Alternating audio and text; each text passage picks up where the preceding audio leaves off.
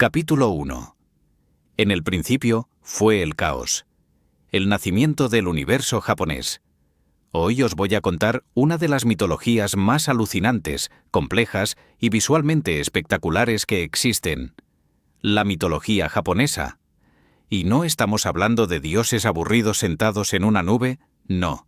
Estamos hablando de un panteón con literalmente 8 millones de dioses, de criaturas sobrenaturales que van desde zorros metamorfos hasta demonios gigantes con cuernos, de historias de creación, muerte, traición, batallas épicas y yokais que te dan pesadillas. Así que ponte cómodo porque esto va a ser un viaje fascinante por el sintoísmo, los kami y todo el universo sobrenatural japonés. Y oye, si te mola este rollo de mitología contada sin anestesia, suscríbete al canal Mitos e Historia Crónicas Épicas, que aquí destripamos todas las leyendas del mundo con el mismo cariño. Y antes de meternos en faena, déjame en los comentarios desde dónde nos estás viendo, y si ya conocías algo de mitología japonesa o vienes totalmente en blanco. Va, empezamos. En el principio, según la cosmogonía sintoísta, no había absolutamente nada. Bueno, técnicamente había algo, pero era un caos informe llamado el vacío primordial o el océano de caos. Imagínate una sopa cósmica donde todo estaba mezclado sin forma ni estructura. El cielo y la tierra revueltos, la luz y la oscuridad fundidas, todo en un estado de confusión total. No había arriba ni abajo, no había tiempo ni espacio definido. Era literalmente el caos puro y duro. Pero como en todas las mitologías, el caos no puede durar eternamente porque, entonces, no tendríamos historia que contar. Así que, eventualmente las cosas empezaron a separarse y organizarse. Lo primero que pasó fue que lo ligero empezó a subir y lo pesado empezó a bajar. La parte más pura y ligera del caos ascendió y formó el Takamagahara, la alta llanura del cielo, que es básicamente el reino celestial donde viven los dioses. La parte más densa y pesada se hundió y formó la tierra, aunque todavía era una masa informe flotando como aceite sobre agua. Y en ese momento, en esa separación inicial entre cielo y tierra, nacieron los primeros dioses. No fueron creados por nadie, simplemente emergieron de la existencia misma, aparecieron de la nada porque el universo los necesitaba para empezar a funcionar. Así de simple y así de loco. Los primeros 5 dioses que aparecieron son conocidos como los Kotoamatsu-kami, los dioses celestiales separados. Estos tipos son súper abstractos y no tienen género definido, son más bien principios cósmicos con nombre. El primero fue Amenominakanushi, el señor del centro del cielo, que representa el centro absoluto del universo. Luego aparecieron Takamimusubi y Kamimusubi, dioses de la creación y la generación, que son como las fuerzas que impulsan que las cosas existan y se reproduzcan. Estos 3 dioses hicieron su aparición, dijeron presente, y luego se escondieron para siempre porque, aparentemente, su trabajo ya estaba hecho. Son dioses invisibles que no interactúan con el mundo, simplemente existen como fundamento del cosmos. Después vinieron 2 dioses más, Umashia Shikabi Hikoji y Ameno Tokotachi, que también son fuerzas primordiales pero igual de abstractos y pasivos. Pero lo interesante viene después, porque tras estos 5 dioses invisibles y filosóficos aparecieron 7 generaciones de dioses que ya tenían forma y personalidad. Y en la 7ª generación, la última de esta genealogía divina, aparecieron los protagonistas de nuestra historia, Izanagi e Izanami. Estos 2 son diferentes porque son los primeros dioses con género definido, Izanagi, el dios masculino, e Izanami, la diosa femenina, y más importante aún, son los primeros dioses que van a hacer algo activo en lugar de solo existir de forma contemplativa. Los dioses mayores les dieron una misión crucial: terminar de crear el mundo físico, darle forma a esa masa terrestre informe que flotaba abajo y poblarla con vida. Para ayudarles en esta tarea, los dioses celestiales les entregaron una lanza celestial llamada Amenonuhoko, la lanza enjollada del cielo. No era una lanza cualquiera, era un arma divina decorada con joyas preciosas que tenía el poder de solidificar el caos y crear materia sólida a partir de la nada. Izanagi e Izanami se pararon en el puente flotante del cielo, una especie de arco iris o estructura que conectaba el reino celestial con el océano caótico de abajo, y desde ahí miraron hacia el vacío líquido que tenían que transformar en tierra firme. La misión era clara, pero el método no estaba escrito en ningún manual divino, así que básicamente tenían que improvisar. Y aquí viene el momento icónico de la creación japonesa.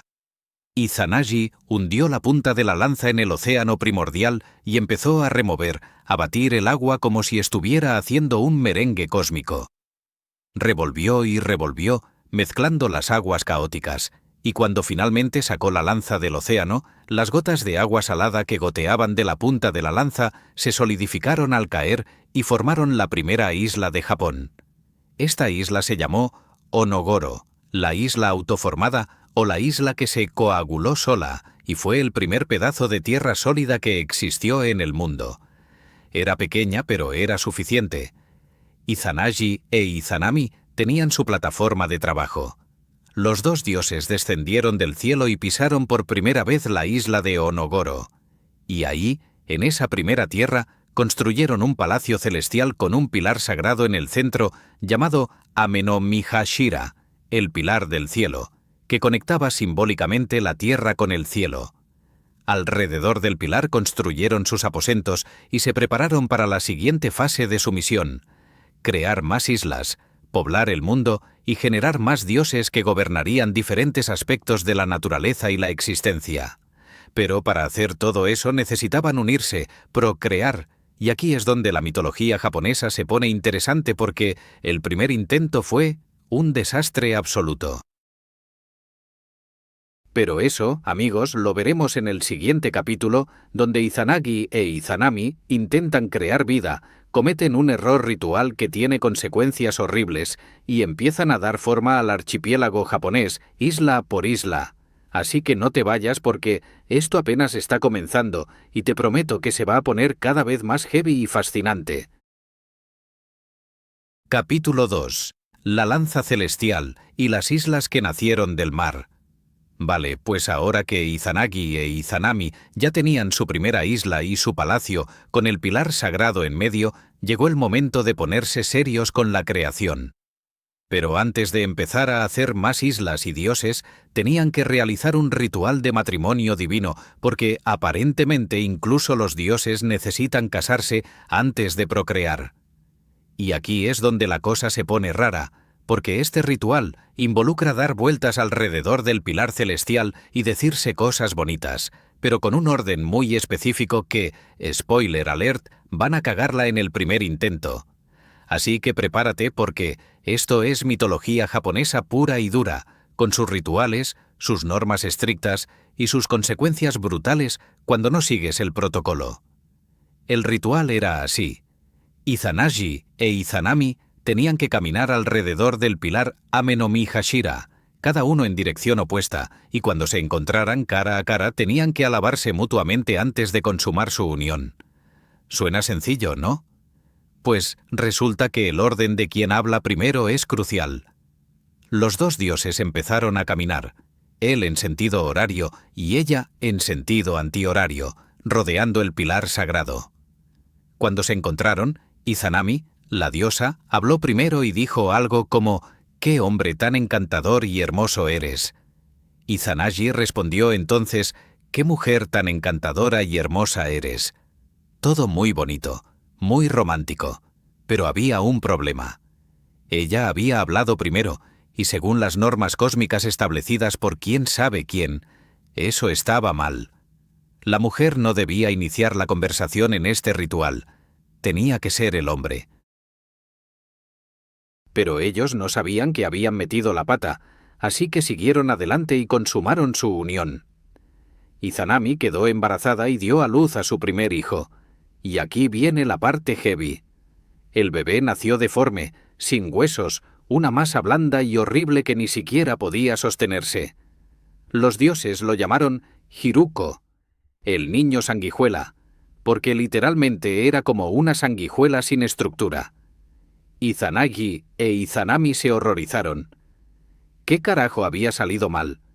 Consultaron con los dioses celestiales mayores y esos les dijeron que habían violado el protocolo ritual. Izanami había hablado primero cuando debía haber sido Izanagi quien iniciara el intercambio de alabanzas.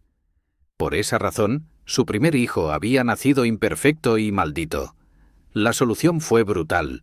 Metieron al pobre Hiruko en una barca de juncos y lo lanzaron al mar para que se lo llevara la corriente. Lo abandonaron básicamente porque era defectuoso. Izanagi e Izanami estaban devastados pero decididos a hacerlo bien esta vez. Volvieron a realizar el ritual, pero ahora con el orden correcto. Caminaron alrededor del pilar sagrado otra vez, se encontraron cara a cara, y esta vez Izanagi habló primero diciendo «¡Qué mujer tan encantadora y hermosa eres!». Izanami respondió entonces «¡Qué hombre tan encantador y hermoso eres!». Protocolo cumplido, orden cósmico respetado. Se unieron de nuevo y esta vez las cosas funcionaron perfectamente. Izanami quedó embarazada otra vez y empezó a dar a luz, pero no a bebés normales, sino a islas. Sí, has oído bien. Empezó a parir islas enteras. Porque estos son dioses creadores y su descendencia es el territorio físico de Japón. La primera isla que nació correctamente se llamó Awaji, una isla que hoy todavía existe en la costa de Japón. Después vino Shikoku, luego Oki, después Kyushu, Iki, Tsushima, Honshu, que es la isla principal y más grande, y finalmente Hokkaido. En total, Izanami dio a luz a 8 islas que formaron el archipiélago japonés original. Por eso a Japón se le llama en japonés antiguo Oyashima, las 8 grandes islas. Cada isla era literalmente un hijo divino, un pedazo de tierra sagrada parido por la diosa madre. Es una imagen súper potente. El territorio nacional no es solo tierra, es descendencia divina, es familia de los dioses. Eso crea una conexión espiritual brutal entre el pueblo japonés y su geografía. Pero Izanagi e Izanami no se detuvieron ahí. Después de crear las 8 grandes islas, siguieron procreando y empezaron a generar dioses en lugar de islas. Y no estamos hablando de 2 o 3 dioses, no. Crearon un montón. Dioses de los mares, de los ríos, de las montañas, de los vientos, de los árboles, de las nieblas, de los valles, de las costas. Cada aspecto de la naturaleza recibió un kami, un espíritu divino que lo gobernaba. Izanami dio a luz al dios de los puertos, al dios de las olas, al dios de las corrientes, al dios de los árboles, al dios de las hierbas, al dios de las rocas. Era como si estuvieran poblando el universo entero con deidades especializadas en cada detalle de la existencia. Y todo iba genial. Estaban en plan fábrica divina produciendo islas y dioses sin parar, hasta que llegó el último parto. Izanami estaba embarazada del dios del fuego, Kagutsuchi. Y aquí la cosa se torció de la peor manera posible porque, cuando dio a luz a este dios, el calor y las llamas del bebé le quemaron el cuerpo por dentro. El fuego divino la abrasó desde el útero, carbonizando sus órganos internos. Izanami sufrió quemaduras mortales al parir a su propio hijo. El dolor era insoportable, la agonía brutal, y a pesar de ser una diosa inmortal, las heridas eran tan graves que empezó a morir. Sí, una diosa muriendo. En la mitología japonesa los dioses no son completamente inmortales e invulnerables, pueden ser heridos, pueden sufrir y pueden morir. Mientras agonizaba, Izanami seguía generando dioses incluso en su sufrimiento. De su vómito nacieron dioses de los metales, de su orina nacieron dioses de la irrigación y la agricultura. De sus heces nacieron dioses de la arcilla. Era como si su cuerpo en descomposición siguiera siendo fértil hasta el último momento. Pero finalmente, después de tanto dolor y tanta creación desesperada, Izanami murió. La diosa madre, la creadora del archipiélago japonés, la que había parido islas y dioses, se apagó. Su cuerpo quedó inerte y su espíritu descendió al Yomi, el reino de los muertos, la tierra oscura de donde nadie regresa. Izanagi la llamó desde fuera del palacio. Izanami, amor mío, regresa conmigo. El mundo que creamos juntos aún no está terminado. Necesito que vuelvas. Su voz resonaba con desesperación y esperanza. Izanami respondió desde dentro de las sombras. Izanagi, llegaste demasiado tarde. Ya he comido de la comida del Yomi. He probado los alimentos de este reino y eso significa que mi cuerpo ya es parte de esta tierra. No puedo volver simplemente porque tú lo pidas. Esta es una regla universal en mitología. Si comes la comida del inframundo, quedas atrapado ahí para siempre. Es el mismo concepto que Perséfone comiendo las semillas de granada en la mitología griega. Una vez que pruebas la comida de los muertos, ya no perteneces al mundo de los vivos. Pero Izanami no rechazó completamente a su esposo. Le dijo: «Déjame hablar con los dioses del Yomi, pediré permiso para regresar contigo. Pero mientras tanto, no entres al palacio y, sobre todo, no me mires. Prométeme que no intentarás verme sin importar cuánto tiempo tarde». Izanagi aceptó inmediatamente, aliviado de que hubiera una posibilidad de recuperarla.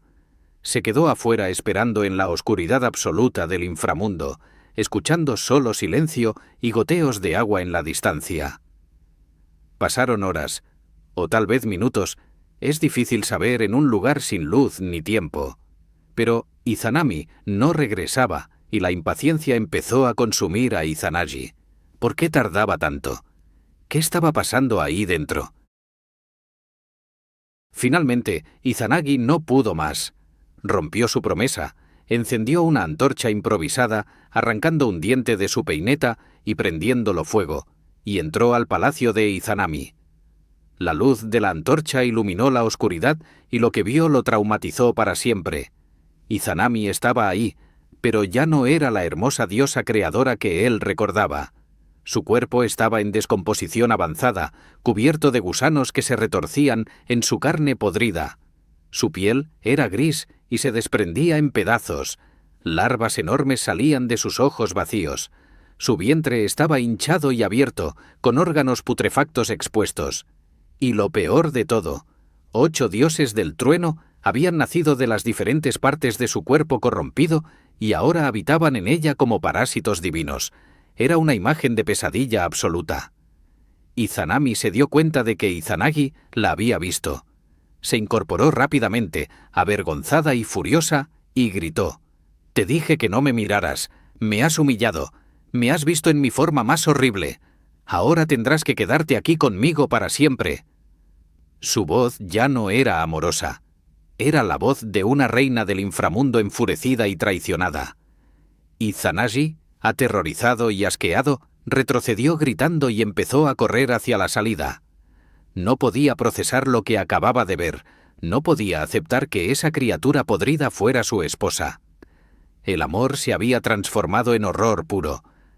Corrió por los pasillos oscuros del Yomi mientras Izanami, consumida por la rabia y el dolor, lo perseguía.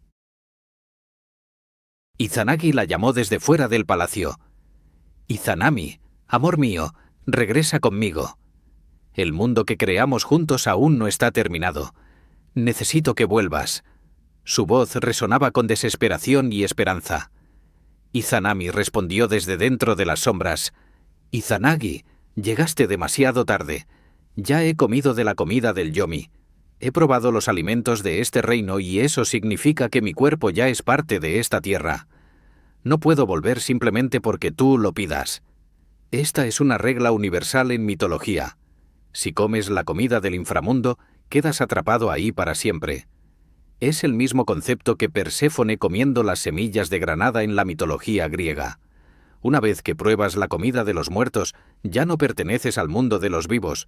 Pero Izanami no rechazó completamente a su esposo.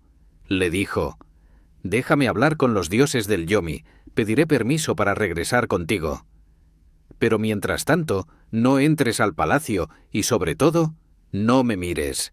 Prométeme que no intentarás verme sin importar cuánto tiempo tarde». Izanagi aceptó inmediatamente, aliviado de que hubiera una posibilidad de recuperarla.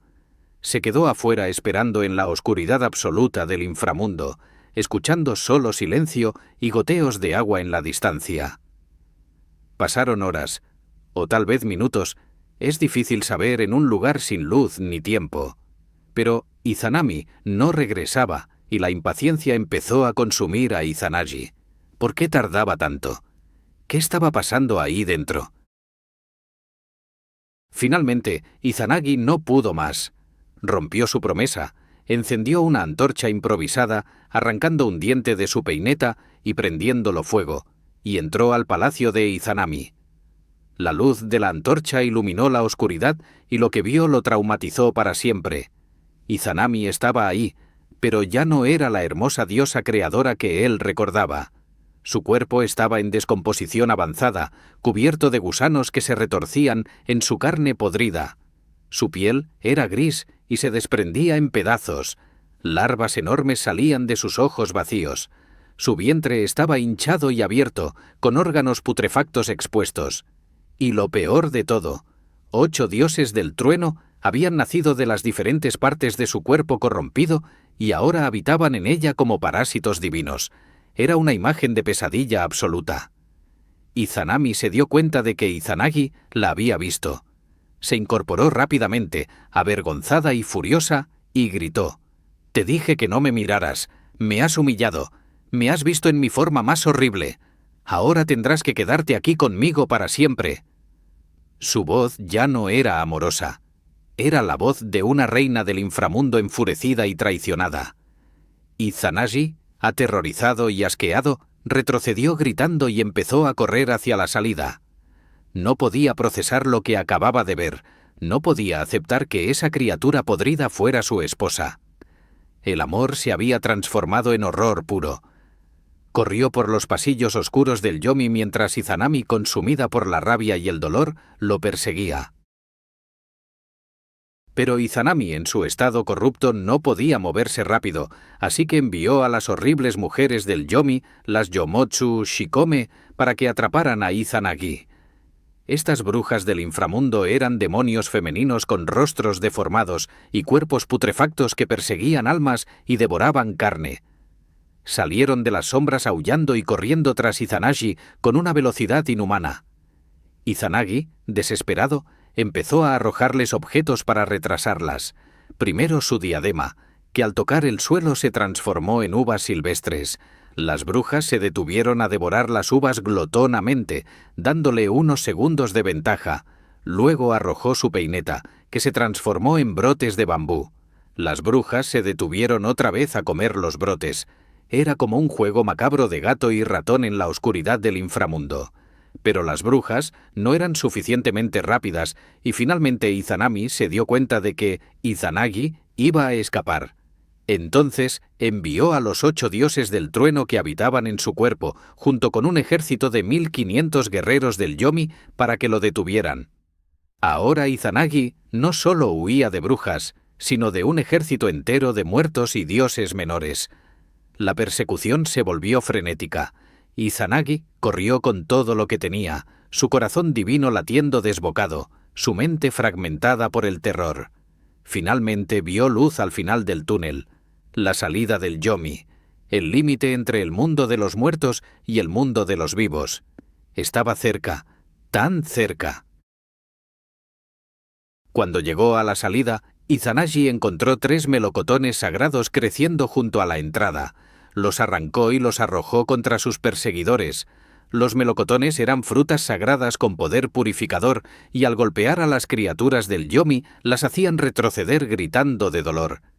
Era como agua bendita contra vampiros, pero versión japonesa. Los guerreros muertos, las brujas y los dioses del trueno fueron repelidos por la fruta sagrada, dándole a Izanagi el tiempo suficiente para cruzar el umbral. Salió del Yomi, volvió al mundo de los vivos y respiró aire fresco por primera vez en lo que le pareció una eternidad. Pero Izanami misma había llegado a la entrada y desde el otro lado del umbral lo miraba con odio y tristeza mezclados. Izanagi, sabiendo que no podía dejarla salir, agarró una roca enorme, una piedra tan grande que se necesitarían 1000 hombres para moverla, y la empujó bloqueando completamente la entrada del Yomi. selló el inframundo con su propia esposa adentro. Los dos dioses creadores quedaron separados para siempre por esa roca, mirándose a los ojos desde lados opuestos de la existencia. Y ahí, frente a frente, pero divididos entre vida y muerte, se divorciaron. Izanami, llena de rencor, le gritó: «Si me abandonas así, mataré a 1000 de tus creaciones cada día». Izanashi respondió fríamente: «Entonces yo crearé 1500 cada día». Y así quedó establecido el ciclo de vida y muerte en el mundo. Cada día mueren 1000 personas, pero nacen 1500, manteniendo el equilibrio.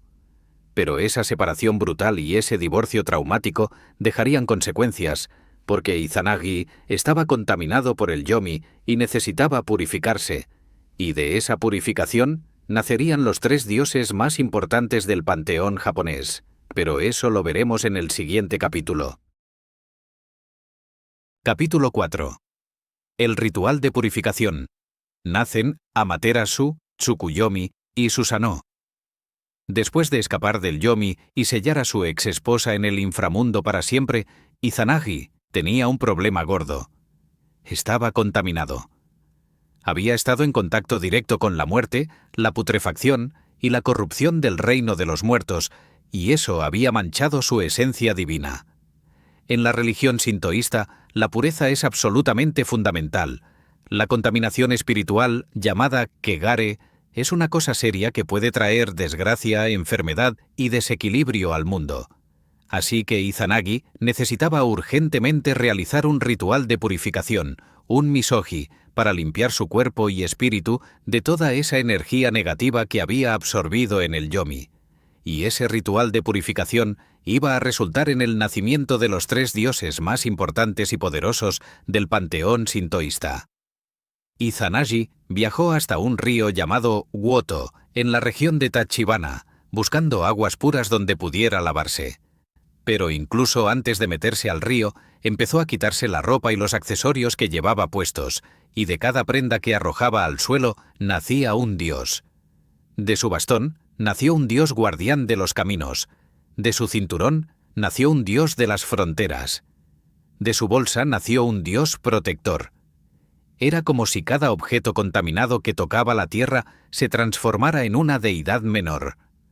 Esto nos dice algo importante. En el sintoísmo, la creación no requiere necesariamente un proceso sexual o intencional. Puede surgir espontáneamente de acciones cotidianas de los dioses. Cuando finalmente Izanagi entró al río, empezó a lavarse metódicamente. Primero se sumergió en la parte superior del río, pero el agua estaba demasiado fría y rápida. Luego probó la parte inferior, pero el agua estaba demasiado tibia y estancada. Finalmente encontró la parte media donde el flujo era perfecto, el equilibrio ideal entre movimiento y calma. Se sumergió completamente y comenzó el verdadero ritual de purificación. Y mientras se lavaba, de la suciedad y la contaminación que salían de su cuerpo, nacieron más dioses, pero estos eran oscuros y peligrosos porque representaban las impurezas del yomi. Nacieron dioses de la desgracia, de la mala fortuna, del desastre.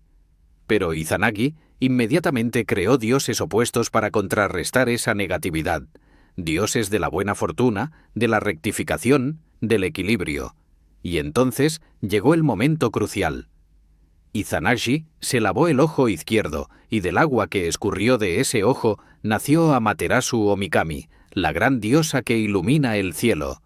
Ella es la diosa del sol, la más importante de todo el panteón sintoísta, la antepasada divina de la familia imperial japonesa. Amaterasu salió radiante, brillante, llena de luz dorada. Su belleza era cegadora y su poder inmenso. Izanagi supo inmediatamente que había nacido algo extraordinario y le entregó el dominio del cielo y el sol. Ella sería la gobernante de Takamagahara, la alta llanura del cielo, el reino celestial donde residen los dioses más importantes. Luego Izanagi se lavó el ojo derecho, y del agua que cayó de ese ojo nació Tsukuyomi no Mikoto, el dios de la luna. Tsukuyomi es más misterioso y reservado que su hermana solar. Él gobierna la noche, las mareas, el tiempo y los ciclos lunares. Su luz es más suave, más fría, más contemplativa que el fuego ardiente de Amaterasu.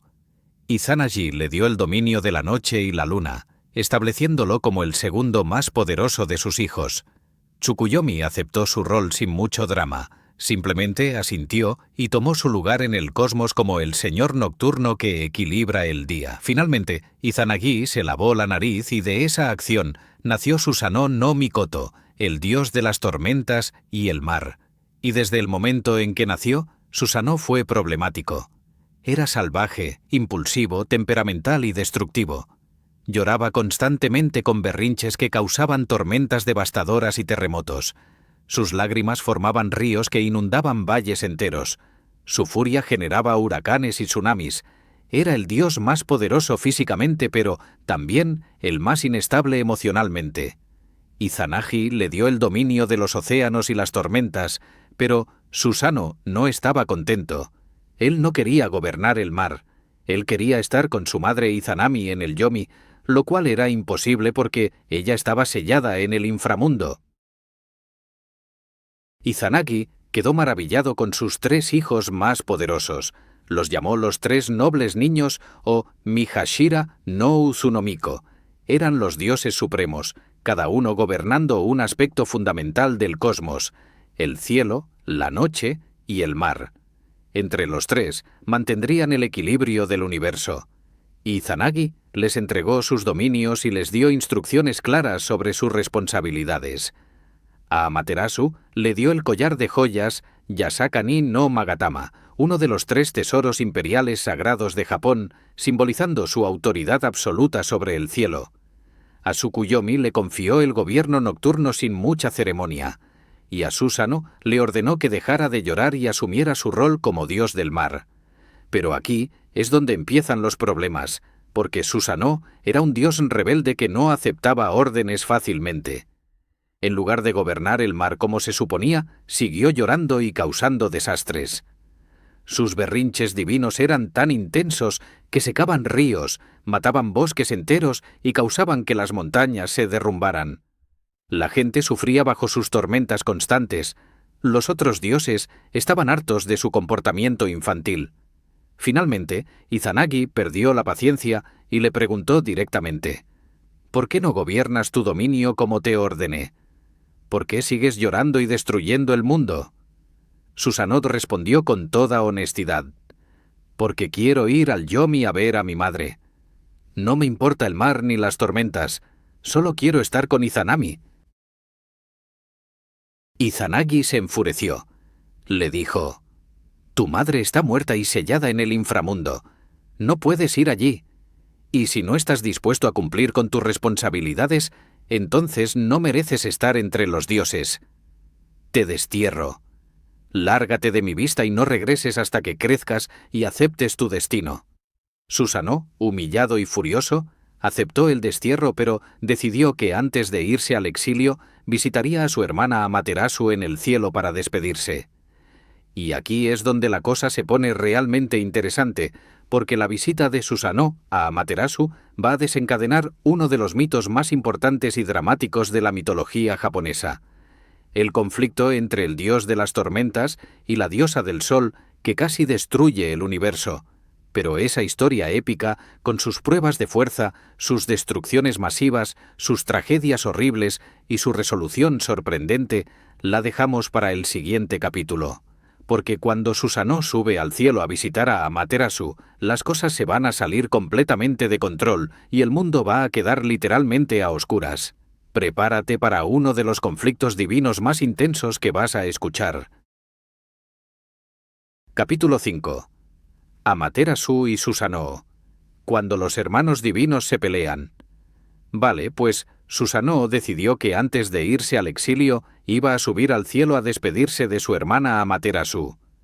Pero el problema es que Susanoo era un dios de las tormentas caótico y destructivo, y cuando empezó a ascender hacia Takamagahara, su llegada fue tan violenta que las montañas temblaron, los mares se agitaron y los ríos se desbordaron. Parecía una invasión, no una visita familiar. Amaterasu, desde su palacio celestial, sintió las vibraciones y vio las tormentas aproximándose. Inmediatamente sospechó que su hermano venía a quitarle el trono del cielo. No confiaba en él ni un pelo, y con razón, porque Susanoo tenía fama de ser impredecible y violento. Así que Amaterasu se preparó para la guerra. La diosa del sol se armó hasta los dientes, se recogió el pelo en moños de guerrero, se puso una armadura completa, cargó 1000 flechas en su aljaba, tomó su arco divino y empuñó su espada. Se plantó en la frontera del cielo esperando a su hermano con actitud de «No me vengas con tonterías que te parto la cara». Cuando Susanoo finalmente llegó y la vio en posición de combate, se quedó confundido. Le dijo «Hermana, no vengo a pelear ni a robarte tu reino. Solo quiero despedirme antes de irme al exilio. Nuestro padre me ha desterrado y quería verte una última vez». Pero Amaterasu no le creía. Le respondió «Claro, eso es lo que dirías si vinieras a invadir. Pruébame que tus intenciones son puras. Demuéstrame que no vienes a causar problemas». Susanoo propuso una prueba, un concurso divino para demostrar quién tenía la pureza de corazón más grande. La prueba consistía en crear dioses a partir de objetos personales, y el que creara dioses más nobles y puros ganaría, demostrando sus buenas intenciones. Amaterasu aceptó el reto porque era una forma de resolver la tensión sin pelear directamente. Primero Susanoo le pidió a Amaterasu su collar de joyas, el Yasakani no Magatama. Ella se lo entregó y él lo rompió en pedazos, se metió los fragmentos en la boca, los masticó y luego los escupió con un aliento divino. De esa niebla surgieron 5 dioses masculinos brillantes y hermosos. Susanoo celebró: «Mira qué dioses tan perfectos he creado de tu collar. Esto prueba mi pureza». Pero Amaterasu no se quedó atrás. Tomó la espada de Susanoo, la llamada Totsuka no Tsurugi, la rompió en 3 pedazos, se los metió en la boca, los masticó y los escupió con su aliento solar. De esa niebla nacieron 3 diosas femeninas, radiantes y poderosas. Y aquí viene el giro. Amaterasu argumentó que como esas diosas nacieron de la espada de Susanoo, técnicamente eran creaciones de él, lo cual demostraba que él tenía buenas intenciones porque había generado seres puros, y como los dioses masculinos nacieron de su collar, eran creaciones de ella. Era una lógica retorcida, pero Susanoo la aceptó. Quedó tan contento pensando que había ganado el concurso que se puso a celebrar de forma salvaje y descontrolada. Y aquí es donde todo se fue a la mierda. Susanoo, en su celebración eufórica, empezó a hacer desastres por todo el cielo. Destruyó los campos de arroz sagrados de Amaterasu, pisoteándolos y arrancando las plantas. Rompió los diques de irrigación que separaban los arrozales, inundando todo el trabajo agrícola de los dioses celestiales. Ensució los templos sagrados con sus excrementos, literalmente cagando en los lugares más santos del cielo. Era como un niño haciendo travesuras, pero versión divina y con consecuencias catastróficas. Los demás dioses estaban horrorizados, pero nadie se atrevía a detenerlo, porque era demasiado poderoso. Amaterasu, aunque molesta, intentó justificar el comportamiento de su hermano diciendo que seguramente estaba borracho o no sabía lo que hacía. Pero entonces, Susanoo cometió el acto imperdonable. Durante una ceremonia sagrada donde Amaterasu y sus doncellas tejían las ropas divinas de los dioses, Susanoo arrancó el techo del salón de tejido y arrojó adentro un caballo celestial desollado vivo. La imagen era grotesca, un caballo sin piel, sangrando, cayendo del techo. Las doncellas de Amaterasu entraron en pánico. Una de ellas, asustada por la visión horrible, se movió bruscamente y se clavó accidentalmente la lanzadera del telar en el pecho, muriendo instantáneamente. Esa muerte era culpa directa de Susanoo y su estupidez cruel. Amaterasu quedó devastada, horrorizada y absolutamente furiosa con su hermano. Había cruzado todas las líneas posibles. Y la reacción de Amaterasu fue drástica. Se encerró en la cueva celestial de roca, la Ama no Iwato, y selló la entrada con una roca gigante desde dentro.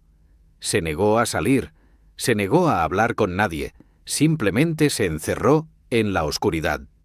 Y como Amaterasu es la diosa del sol, cuando ella se escondió, el sol desapareció del mundo.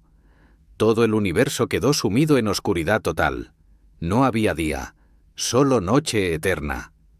Las plantas empezaron a morir sin fotosíntesis. El frío se extendió porque no había calor solar. Los espíritus malignos y los yokais salieron de sus escondites aprovechando la oscuridad perpetua para causar estragos. El mundo estaba al borde del colapso total por el berrinche divino de Amaterasu. Los 8 millones de dioses se reunieron desesperados frente a la cueva, intentando convencer a Amaterasu de que saliera. Le suplicaron, le prometieron cosas, le pidieron perdón en nombre de Susanoo. Pero ella no respondía, no abría, no daba señales de vida. Los dioses sabían que tenían que hacer algo drástico o el mundo moriría literalmente. Así que convocaron al dios de la sabiduría, Omoikane, para que ideara un plan ingenioso. Y el plan que diseñó fue absolutamente brillante y ligeramente ridículo al mismo tiempo. Decidieron montar una fiesta ruidosa frente a la cueva para despertar la curiosidad de Amaterasu. Colocaron un espejo sagrado llamado Yata no Kagami en un árbol frente a la entrada de la cueva. Colgaron joyas y telas brillantes alrededor. Trajeron gallos sagrados que cantaban, simulando el amanecer aunque no hubiera sol. Y entonces, la diosa Ame no Uzume, la diosa de la danza y el entretenimiento, subió a un barril puesto boca abajo y empezó a bailar de forma obscena y cómica.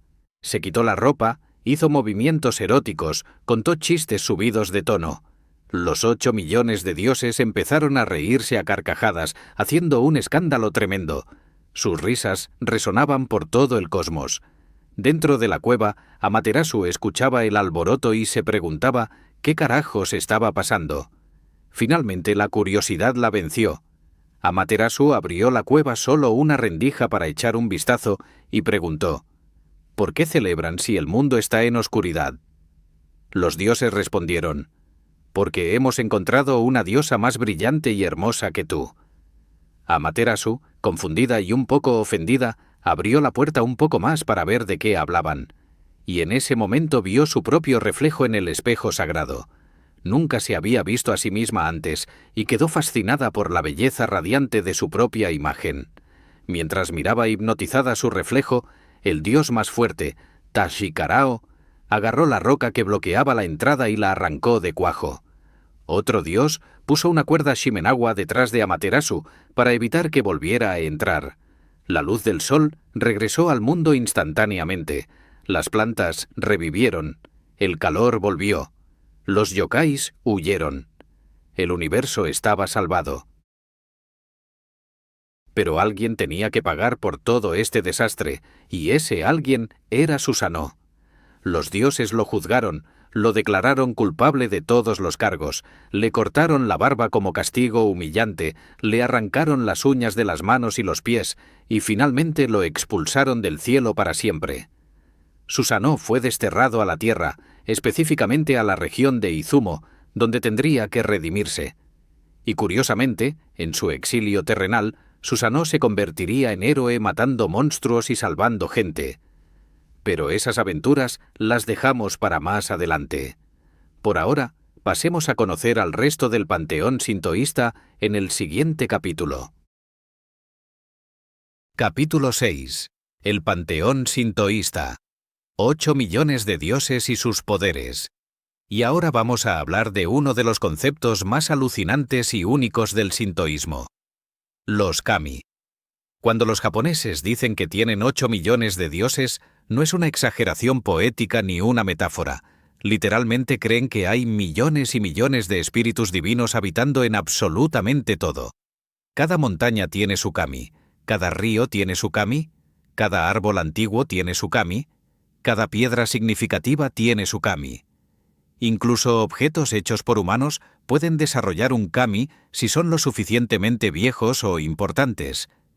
Es una visión del mundo donde lo divino no está separado de lo natural, sino completamente integrado en cada aspecto de la existencia.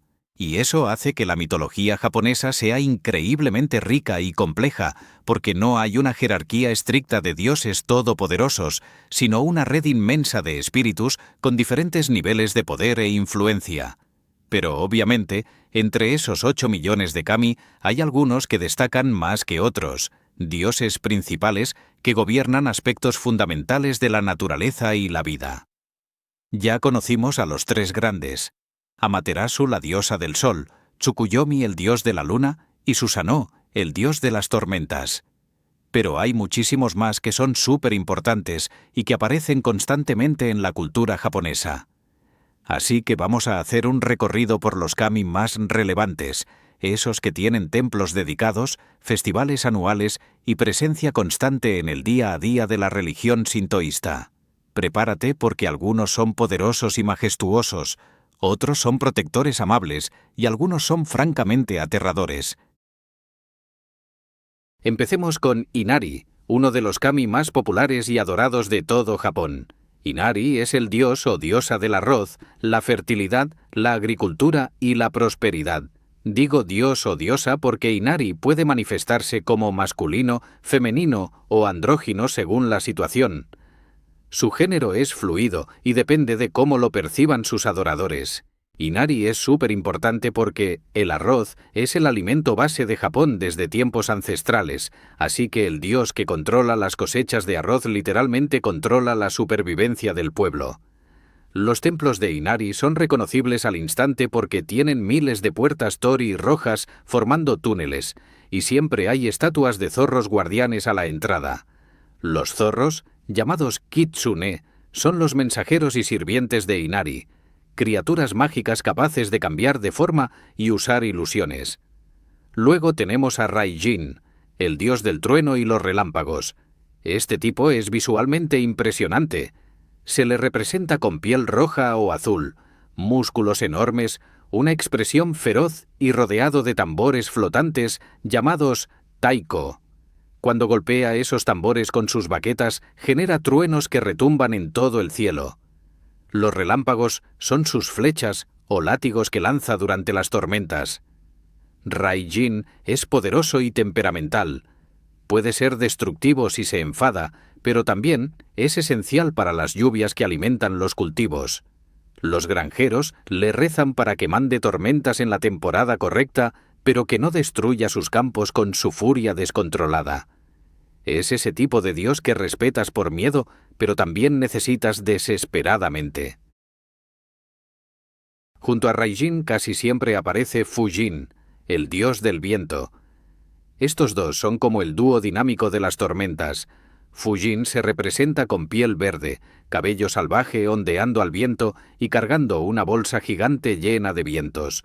Cuando abre la bolsa, los vientos salen rugiendo creando huracanes, tifones y ventarrones. Cuando la cierra, el aire queda en calma. Fujin es más impredecible que Raijin, porque el viento puede cambiar de dirección en cualquier momento. Puede ser una brisa suave que refresca en verano o un tifón devastador que arrasa ciudades costeras. Los marineros y pescadores le tienen especial respeto porque sus vidas dependen del comportamiento de los vientos en el océano. Otro kami importante es Hachiman, el dios de la guerra y los guerreros. Originalmente Hachiman era un emperador humano que fue deificado después de su muerte, convirtiéndose en el protector de los samuráis y las artes marciales. Es el patrón divino de todos los guerreros japoneses, el que bendice las espadas, protege en batalla y otorga valentía y honor. Los samuráis le rezaban antes de entrar en combate pidiéndole fuerza y una muerte honorable si llegaba el momento. Hachiman también es considerado el protector de Japón como nación, defendiéndola de invasiones extranjeras. Su culto se intensificó durante los periodos de guerra constante en la historia japonesa, especialmente durante el periodo de los estados guerreros. Y no podemos olvidar a Benzaiten, la única diosa femenina entre los 7 dioses de la fortuna. Benzaiten es la diosa del agua, la música, las artes, la elocuencia y la sabiduría. Se le representa tocando un instrumento tradicional japonés llamado biwa, similar a un laúd. Es hermosa, elegante y serena, asociada con ríos, lagos y el océano. Los artistas, músicos, escritores y poetas le rezan pidiéndole inspiración y talento. Pero Benzaiten no es solo una diosa de las artes bonitas, también puede ser feroz cuando protege las aguas bajo su dominio. Algunos mitos la muestran combatiendo dragones y serpientes gigantes que contaminaban o acaparaban los recursos hídricos. También está Tenjin, el dios del aprendizaje y la educación. Tenjin era originalmente un erudito humano llamado Sugawara no Michizan, que fue injustamente exiliado y murió en desgracia. Después de su muerte ocurrieron una serie de desastres naturales y muertes misteriosas en la corte que lo había exiliado, así que decidieron deificarlo para calmar su espíritu vengativo. Con el tiempo, Tenjin se transformó en el patrón de los estudiantes, académicos y todos los que buscan conocimiento. Los estudiantes japoneses visitan sus templos antes de exámenes importantes pidiendo su bendición para aprobar. Es curioso cómo un espíritu vengativo se convirtió en el protector amable de la educación. Y luego tenemos a los kami más oscuros y peligrosos.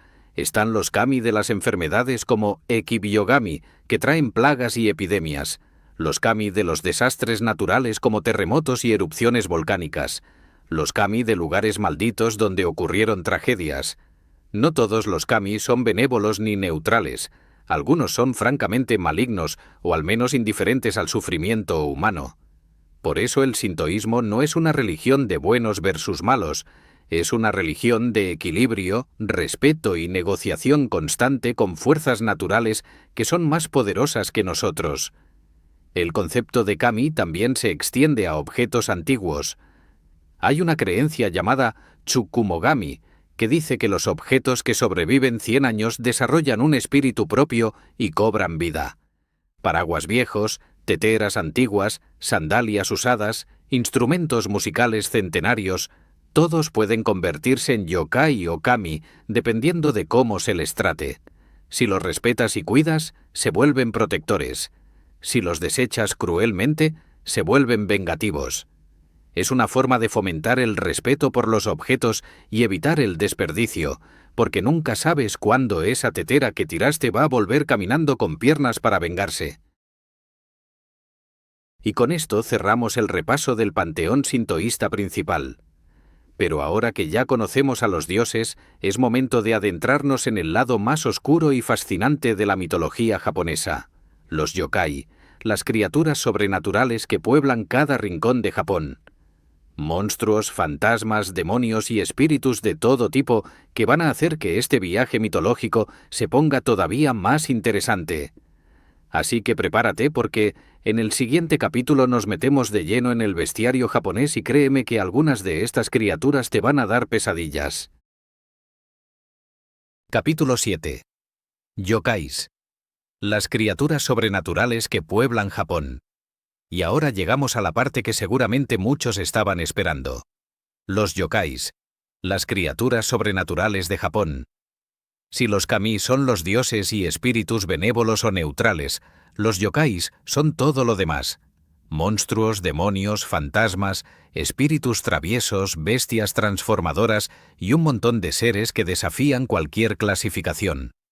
La palabra yokai básicamente significa fenómeno extraño o aparición misteriosa y engloba un bestiario tan diverso y extenso que hay literalmente miles de tipos diferentes.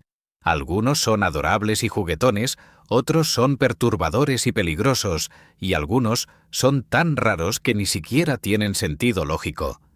Así que prepárate porque vamos a hacer un tour por los yokais más famosos, los más aterradores y los más fascinantes de la mitología japonesa.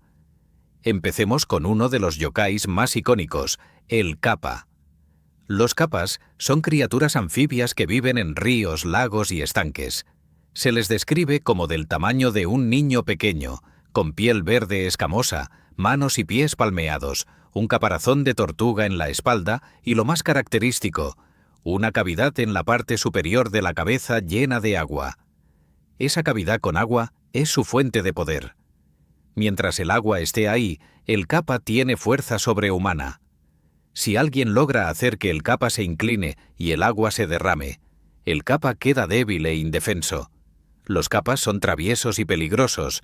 Arrastran personas al agua para ahogarlas, especialmente niños. Pero también tienen un lado raro. Son obsesivos con la cortesía y las buenas maneras. Si te encuentras con un kappa y te inclinas saludándolo respetuosamente, el kappa se sentirá obligado a devolver el saludo inclinándose también, derramando su agua y quedando vulnerable. Luego están los kitsune, los zorros mágicos que ya mencionamos antes como mensajeros de Inari. Los kitsunes son espíritus zorrunos capaces de transformarse en humanos, especialmente en mujeres hermosas. Mientras más viejo es un kitsune, más poderoso se vuelve y más colas desarrolla, hasta un máximo de 9 colas. Un kitsune de 9 colas es prácticamente un dios menor con poderes inmensos. Puede crear ilusiones indistinguibles de la realidad, manipular fuego, volar, leer mentes y poseer cuerpos humanos. Los kitsunes pueden ser benévolos o malignos dependiendo de su naturaleza. Los kitsunes blancos o dorados son mensajeros divinos de Inari y protectores de humanos. Los kitsunes rojos o negros son traviesos o directamente malvados, usando sus poderes para engañar y dañar personas. Muchas historias japonesas cuentan sobre hombres que se enamoran de mujeres hermosas sin saber que son kitsunes disfrazados, descubriendo la verdad solo cuando ven la cola que no pudieron esconder completamente. Otro yokai súper importante es el Oni, los demonios japoneses por excelencia. Los Onis son gigantes humanoides con piel roja o azul, cuernos en la cabeza, colmillos enormes, garras afiladas y vistiendo taparrabos de piel de tigre. Cargan mazas de hierro gigantes llamadas kanabo, que usan para aplastar a sus víctimas. Los Onis son la personificación de la maldad, la violencia y el castigo. Viven en el Jigoku, el infierno budista japonés, donde torturan a las almas pecadoras. Pero también aparecen en el mundo mortal causando desastres, secuestrando personas y destruyendo aldeas. Son increíblemente fuertes, casi invulnerables y tremendamente crueles. Sin embargo, pueden ser engañados porque no son particularmente inteligentes. Muchos cuentos populares japoneses involucran héroes astutos que derrotan onis usando trampas ingeniosas en lugar de fuerza bruta. Los tengus son yokais, especialmente fascinantes porque son guerreros sobrenaturales con apariencia de ave o de monje montañés. Hay dos tipos de tengu: los karasu tengu, que tienen cabeza de cuervo completa con pico, y los yamabushi tengu, que tienen rostro humano pero con una nariz ridículamente larga. Los tengus viven en montañas profundas y bosques densos, dominando las artes marciales a niveles sobrenaturales. Son maestros de la espada, del combate desarmado y del vuelo. Según las leyendas, muchos samuráis legendarios fueron entrenados por tengus en las montañas, aprendiendo técnicas imposibles. Los tengus son orgullosos, arrogantes y extremadamente territoriales.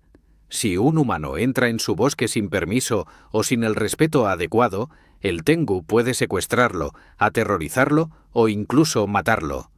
Pero si un guerrero demuestra humildad y valentía, un tengu puede convertirse en su maestro, impartiendo enseñanzas marciales secretas.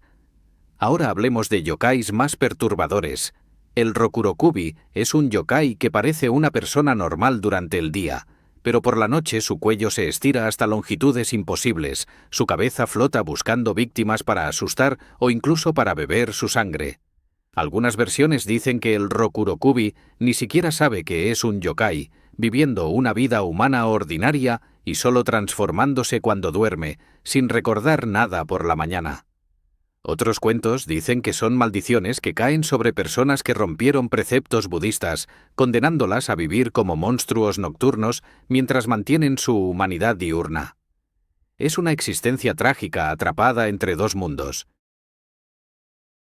El Yuki-onna, la mujer de nieve, es uno de los yokais más bellos y mortales.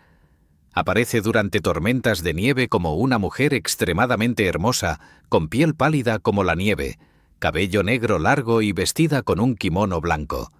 Flota sobre la nieve sin dejar huellas. Su aliento es viento helado que congela instantáneamente a cualquiera que lo inhale. La Yuki-onna se aparece a viajeros perdidos en tormentas, atrayéndolos con su belleza antes de congelarlos hasta la muerte. Algunas historias la presentan como más compleja. Se enamora de humanos, se casa con ellos y vive como esposa normal durante años, hasta que eventualmente revela su verdadera naturaleza. Si su esposo humano rompe su promesa de nunca revelar su secreto, ella debe matarlo o desaparecer para siempre. Los yurei son fantasmas japoneses, espíritus de muertos que no pueden descansar en paz. A diferencia de los yokais, que son criaturas sobrenaturales, los yurei son humanos que murieron con emociones intensas sin resolver: rabia, tristeza, amor no correspondido, venganza.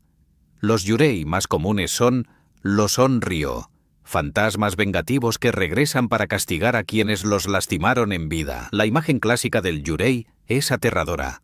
Una mujer con cabello largo negro cubriendo su rostro, vestida con un kimono blanco mortuorio, flotando sin piernas visibles, con las manos colgando lánguidamente.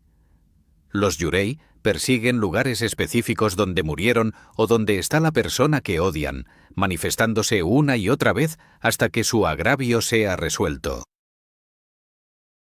Y luego están los yokais absolutamente raros que solo Japón pudo inventar. El Nopperabo es un yokai sin rostro, literalmente una persona con la cara completamente lisa, sin ojos, nariz ni boca. Se aparece como una persona normal, habla contigo y justo cuando te acercas, su rostro se borra dejando solo piel lisa. Es aterrador, pero no es peligroso, solo quiere asustarte. El Nukekubi es similar al Rokurokubi, pero más extremo. Su cabeza se desprende completamente del cuerpo y vuela buscando víctimas. El Bakeneko es un gato que vivió lo suficiente para desarrollar poderes sobrenaturales, pudiendo cambiar de forma, hablar lenguaje humano y maldecir a sus enemigos. El Tanuki es un perro mapache mágico con testículos enormes que usa como arma, red o incluso tambor. Sí, leíste bien. En la mitología japonesa hay un yokai cuyo poder es tener bolas gigantes. No puedes inventar esto. La mitología japonesa está llena de estas criaturas porque la cosmovisión sintoísta ve lo sobrenatural como parte integral de la realidad cotidiana. No hay una separación clara entre el mundo natural y el mundo espiritual. Están constantemente entrelazados. Cada bosque oscuro, cada montaña neblinosa, cada casa abandonada, cada objeto antiguo puede albergar un yokai. Y esa ambigüedad constante entre lo normal y lo paranormal es lo que hace que la cultura japonesa tenga tantas historias de terror, tantos cuentos de advertencia y tanta fascinación por lo desconocido. Pero todo esto no se quedó en el pasado antiguo, sigue completamente vivo hoy. Y eso lo veremos en el último capítulo. Capítulo 8. El legado inmortal. Cómo la mitología japonesa vive hoy. Y llegamos al final de este viaje por la mitología japonesa, pero con una reflexión importante.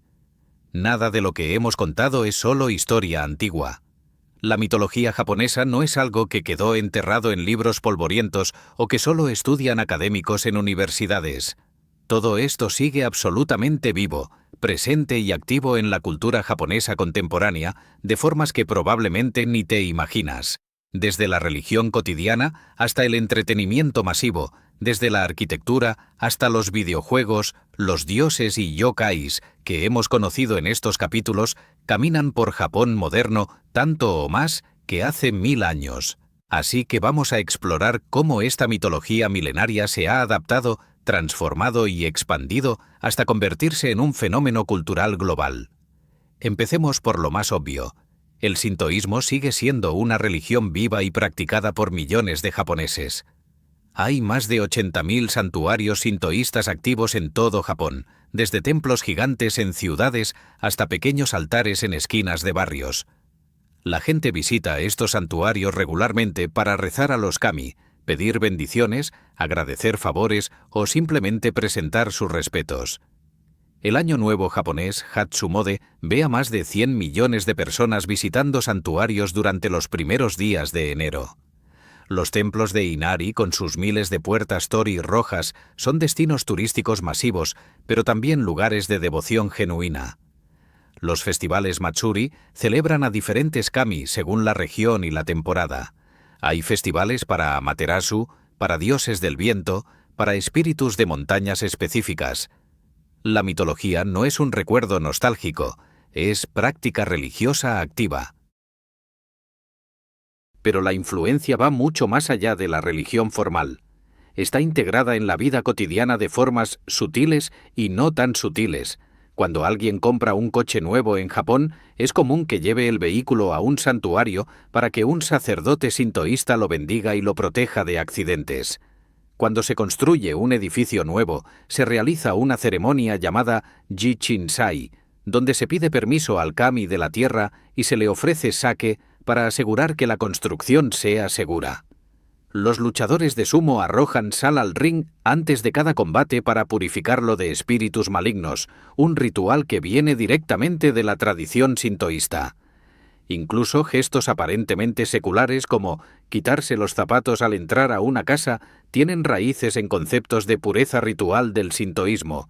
Y luego está el impacto masivo en la cultura popular global, especialmente en anime, manga y videojuegos. Estudio Ghibli ha creado películas enteras basadas en mitología sintoísta. La princesa Mononoke es básicamente un tratado visual sobre kami de la naturaleza, espíritus del bosque y la relación entre humanos y dioses. El viaje de Chihiro es literalmente sobre una niña que entra en un mundo de yokais, trabaja en una casa de baños para espíritus y tiene que lidiar con brujas, dragones y dioses fluviales. Cada personaje de esa película es un yokai o kami, sacado directamente de la mitología tradicional. Hayao Miyazaki no está inventando fantasía aleatoria, está visualizando el folclore japonés milenario con animación moderna. Los videojuegos están llenos de referencias mitológicas japonesas. La saga Okami te pone en el papel de Amaterasu, reencarnada como un lobo blanco que debe salvar Japón de la oscuridad usando técnicas de pincel celestial. Nioh y Sekiro están repletos de yokais. Onis, tengus, kappas, yuki-onas, todos aparecen como enemigos o aliados que debes enfrentar. Pokémon está básicamente inspirado en yokais. Ninetales es claramente un kitsune de 9 colas. Golduck tiene características de kappa. Froslas es una yuki-ona. Yokai Watch es literalmente un juego sobre atrapar y coleccionar yokais urbanos contemporáneos. La franquicia Persona y Shin Megami Tensei incluyen a Izanagi, Izanami, Susanoo y Amaterasu como personajes invocables con diseños espectaculares. El manga y anime están saturados de mitología. Naruto presenta kitsunes como el Kyuubi, zorros de 9 colas inmensamente poderosos. Inuyasha es medio yokai, y la serie explora constantemente el mundo de los demonios japoneses. Noragami es sobre un dios menor que intenta conseguir adoradores en el Japón moderno. Kamisama Kiss trata sobre una chica que se convierte en kami de un santuario. Natsume Yuujinchou es una serie entera dedicada a yokais y su interacción con humanos. No es coincidencia que estos temas resuenen tanto. Son parte fundamental de la identidad cultural japonesa y se prestan perfectamente para narrativas fantásticas. Incluso fuera de Japón, la mitología japonesa ha infectado la cultura global. El horror japonés ha influenciado brutalmente el cine de terror occidental. Películas como The Ring, The Grudge y Dark Water están basadas en el concepto de yurei, fantasmas vengativos que no descansan. La imagen icónica de la niña fantasma con cabello largo negro cubriendo su rostro viene directamente de la tradición de onryo japoneses. El terror psicológico japonés funciona diferente al occidental. No se basa en sustos baratos, sino en una sensación creciente de que lo sobrenatural está filtrándose en la realidad cotidiana, exactamente como lo plantea la cosmovisión sintoísta. La moda y el diseño también absorben constantemente elementos mitológicos. Tatuajes de dragones japoneses, kitsunes, onis y yokais son extremadamente populares mundialmente. Artistas urbanos japoneses como Takashi Murakami mezclan estética pop con iconografía sintoísta y budista. La estética kawaii que Japón exporta al mundo tiene raíces en la forma en que los yokais y kami eran representados en arte tradicional. Criaturas que pueden ser simultáneamente adorables y perturbadoras, lindas y extrañas. Esa dualidad estética es típicamente japonesa y viene de siglos de representar lo sobrenatural. Pero más allá del entretenimiento y el consumo cultural, la mitología japonesa ofrece algo profundo, una forma de relacionarse con la naturaleza y lo desconocido. El concepto de que todo tiene espíritu, de que los ríos, montañas y bosques son seres vivos con personalidad propia, crea una relación de respeto con el medio ambiente. No puedes simplemente explotar la naturaleza sin consecuencias porque estás ofendiendo a los kami que la habitan. Esta visión animista es increíblemente relevante hoy cuando enfrentamos crisis ecológicas globales. Quizás necesitamos un poco de ese respeto sintoísta por lo natural. La mitología japonesa también enseña sobre la coexistencia con lo incomprensible. No todos los misterios tienen solución, no todos los espíritus son buenos o malos, no todo puede categorizarse claramente. Los yokais existen en esa zona gris entre lo conocido y lo desconocido, recordándonos que el mundo es más complejo y extraño de lo que nuestras categorías racionales pueden capturar. Esa humildad frente a lo misterioso es sabiduría antigua que sigue siendo válida. Y así termina este recorrido por la mitología japonesa, desde el caos primordial hasta Amaterasu, desde Susanoo hasta los yokais, desde templos antiguos hasta Pokémon. Es una mitología que ha sobrevivido milenios porque se adapta, evoluciona y sigue siendo relevante. Los dioses cambian de forma pero siguen aquí. Los yokais aparecen en nuevos formatos pero siguen asustando. Y mientras haya japoneses contando historias, estos seres seguirán viviendo. Si has llegado hasta aquí, gracias por acompañarme en este maratón mitológico. Si te ha gustado, ya sabes, suscríbete al canal Mitos e Historia Crónicas Épicas, porque seguiremos explorando mitologías de todo el mundo con el mismo cariño y sin censura. Nos vemos en el próximo video y que los kami te protejan.